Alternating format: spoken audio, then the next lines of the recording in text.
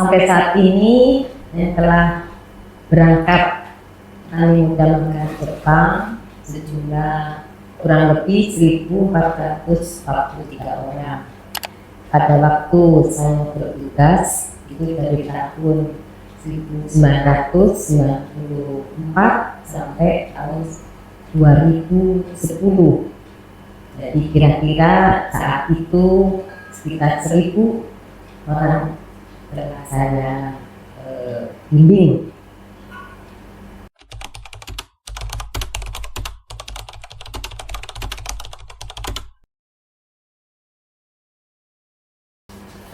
Untuk program magang petani ke Jepang diutamakan adalah lulusan SPP SMA, sedangkan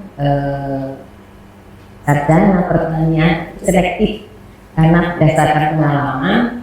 Keberhasilan itu tidak ditentukan oleh pendidikan tinggi ya, tetapi oleh kebiasaan dia atau pekerjaan sehari-harinya dia menangani pertanian. Jadi kita prioritaskan untuk anak tani yang lulusan SPP SMA.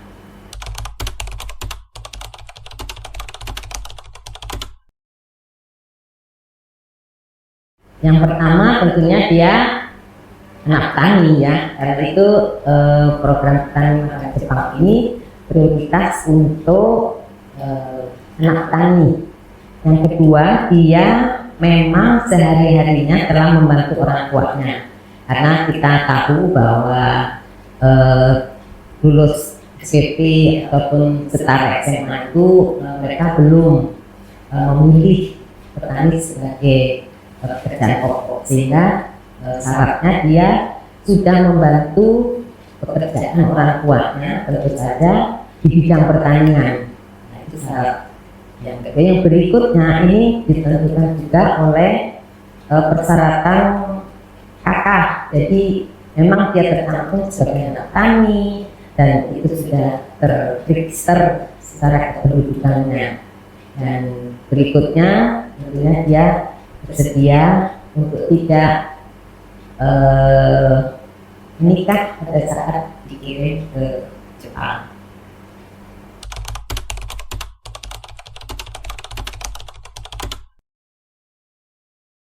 Selama ini pengalaman menangani magang petani di Jepang itu ada yang menerima selama 9 bulan. Itu ada di prefektur Tokyo, dan ada juga yang setahun, bahkan ada yang 2 tahun. Ini ada di beberapa prefektur, yaitu Gunma, Kumamoto, itu antara 1 sampai 2 tahun.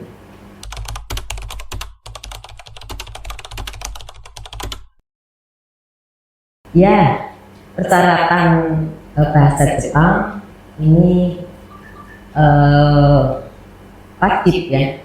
Untuk itu kita menyeleksinya calon petani yang akan dikirim itu mulai dari seleksi administrasi. Dari sana kita seleksi lapangan, yaitu melihat langsung apakah benar dia anak tani dan benar dia telah melakukan pekerjaan sebagai petani, yaitu melalui kita datangi langsung dan biasanya kita dialog, dan otomatis kita secara feeling itu udah, oh iya ya, apalagi kalau udah tak salaman tuh ya kelihatan itu kalau ya biasa bekerja atau tidak gitu. Sehingga seleksi dari sana baru dia mengikuti pelatihan yang namanya pelatihan kewirausahaan. Dari pelatihan kewirausahaan ini kita minta UPT atau lembaga pelatihan yang menangani pelatihan kewirausahaan ini untuk membuat ranking dari 1 sampai 10, dan itulah nanti yang akan mengikuti yang namanya pelatihan orientasi yang lebih banyak bobotnya ke arah bahasa Jepang, baik itu dari komunikasi praktek sehari-hari yang selama ini ada di lapangan maupun berupa tulisan, hiragana, dan juga budaya Jepang. Jadi itu yang diajarkan. Selain itu juga perlu kekuatan fisik melalui latihan tiap hari. Itu ada namanya FMD gitu ya, fisik, mental, dan disiplin. Itu jadi pagi itu selama latihan itu harus didahului dengan fisik, itu melalui latihan olahraga, jalan dan sebagainya, lari, baru kita masuk ke bahasa. Dan tentunya pertanian menjadi bagian dari materi dari pelatihan tersebut, pelatihan orientasi tersebut. Dan di pelatihan orientasi ini juga mereka akan praktek usaha tani dan juga praktek bagaimana menggunakan alat mesin pertanian.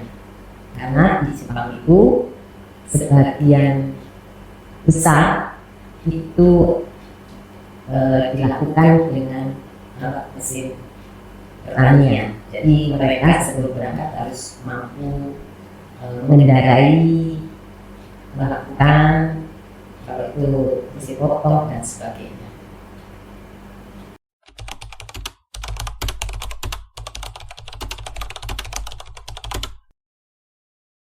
Kalau benefit kita melihat tujuan utamanya dulu adalah kita belajar dari petani yang berhasil. Jadi petani yang berhasil di Jepang yang menerima para pemagang dari Indonesia ini, dulunya mereka juga magang di Amerika.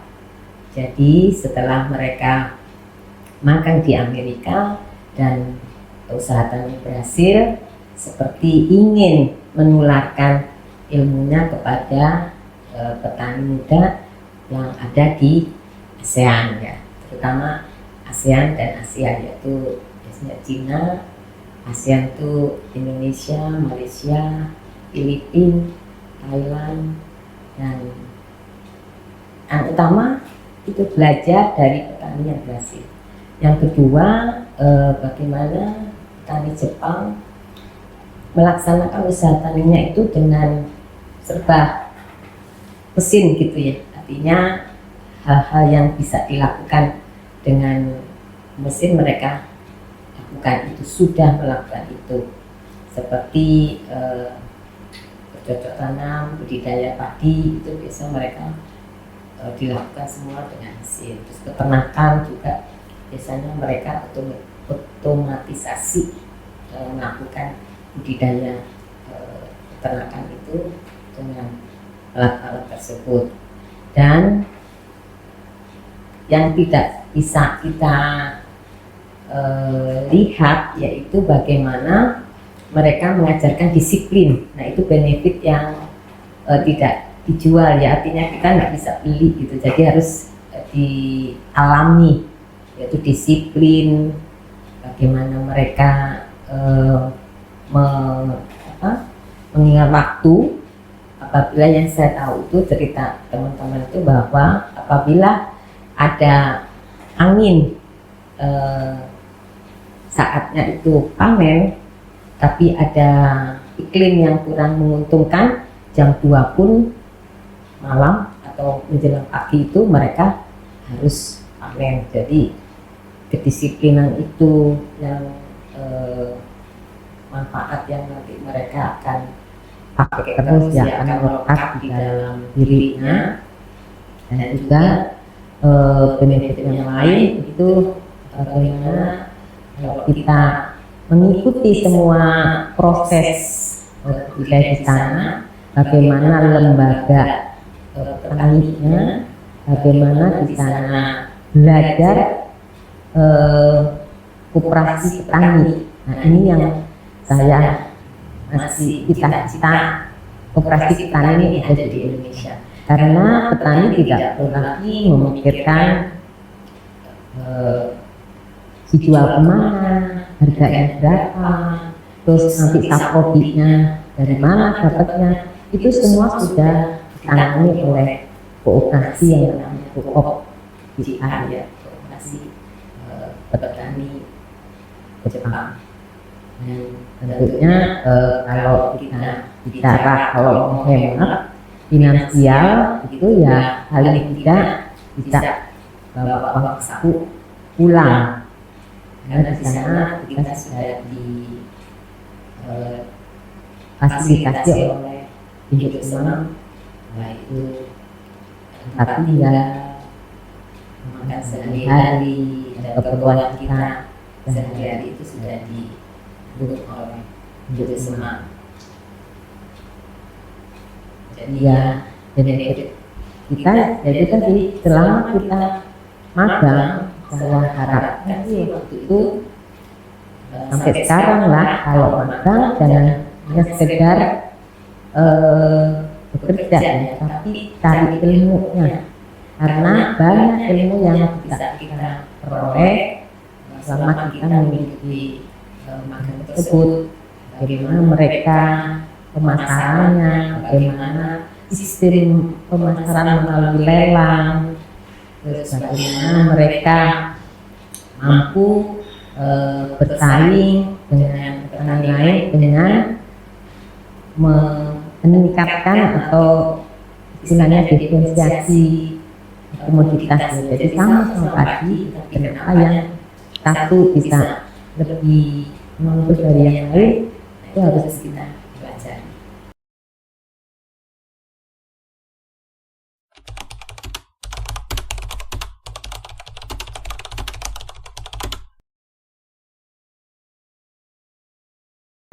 Yang jelas nih almarhum Pak Tauhir, beliau ketua KPN nasional, itu ada alumni Jepang, juga yang ketua Ikamaja. Jadi waktu itu ketua Ikamajanya Pak Winano, terus digantikan oleh Pak Isak yang ada di Lembang.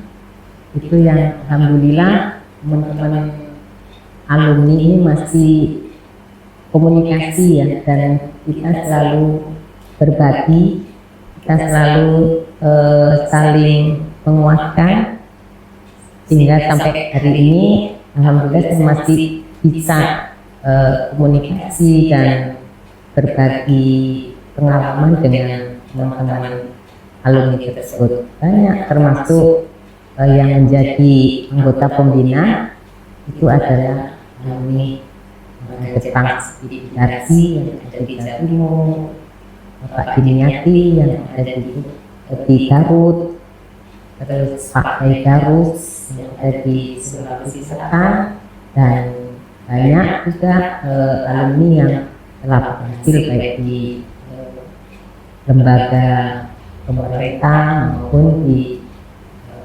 perwakilan ya. Kalau seseorang ikut program magang ke Jepang, tapi setelah pulang nggak jadi petani, ada konsekuensinya nggak, Bu? Sebetulnya kalau let's say ya, sebelum diberangkatkan itu kan ada janji ya, janji yang disepakati bahwa kita kembali menjadi petani. Tapi kembali lagi kepada individualnya, kalau memang pilihannya itu lebih menguntungkan dia menjadi yang lain, ya kita tidak bisa memaksa ya. Tapi harapannya dengan program magang ini akan lahirlah para petani yang menjadi kader di daerahnya, yang akan meneruskan pembangunan pertanian.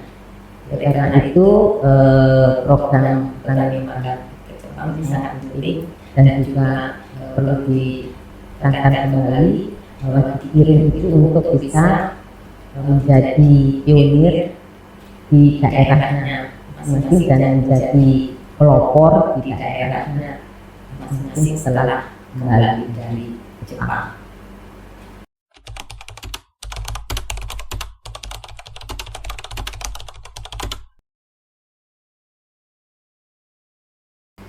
Selama kita masih makan, ya, jadi makan itu kita nasi, beras, jagung dan sebagainya, dan kita masih memerlukan sayur, kita masih memerlukan buah, kita masih memerlukan protein, kita masih memerlukan karbohidrat. Tentunya tidak perlu khawatir untuk menjadi petani, hanya saja harus mencari guru yang benar, ya. Artinya kalau kita memang belum mampu, mari kita magang ke petani yang sudah berhasil.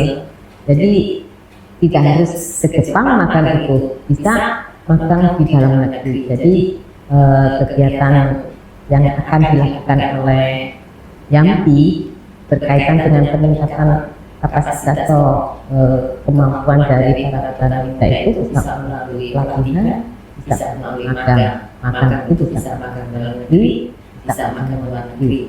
Sama yang kita cari harus magang di petani yang berhasil.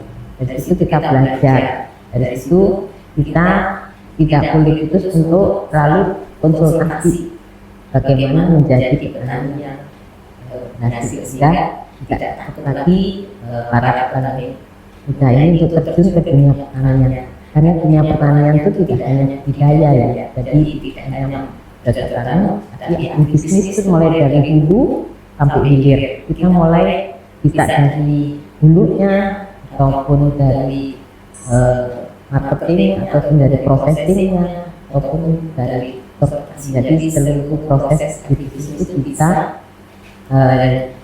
dilakukan dan bisa dipilih oleh para petani. Barangkali ada yang memang bakatnya di marketing, ada yang memang punya keterampilan di prosesi, dan juga bisa juga memang senang dengan budidaya. Jadi nggak usah khawatir, karena pembangunan pertanian itu tidak hanya budidaya, tapi agribisnis itu dari hulu sampai hilir. Terakhir Bu, closing statement tentang magang atau tentang petani. Untuk petani muda, kalau ada kesempatan Anda untuk terpilih untuk magang baik dalam negeri maupun luar negeri, jangan sia-siakan, karena kesempatan berarti tidak datang dua kali. Dan perlu Anda ketahui bahwa petani muda di Indonesia ini cukup banyak, hampir 30 juta. Sedangkan tadi seperti dari awal saya sampaikan, yang terkirim ke Jepang itu baru 1.443, sehingga masih banyak sekali kesempatan para petani muda untuk terus belajar dan terus meningkatkan kemampuan, keterampilan, dan juga dengan perkembangan informasi teknologi terus menggali ilmu-ilmu untuk bisa memajukan dunia pertanian.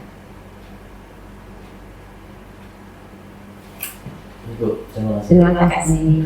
Mudah-mudahan bermanfaat.